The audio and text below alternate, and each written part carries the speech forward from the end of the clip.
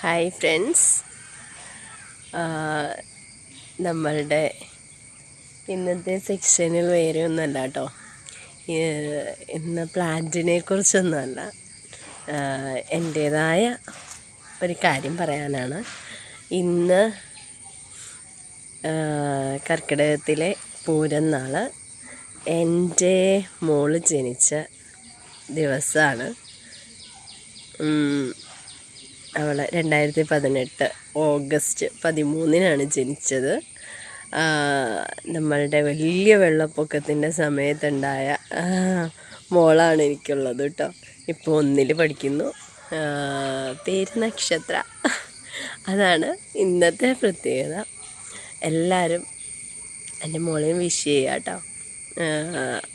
പിറന്നാൾ ആശംസകൾ എല്ലാവരും അറിയിക്കും എന്ന് പ്രതീക്ഷിക്കുന്നു. ബൈ.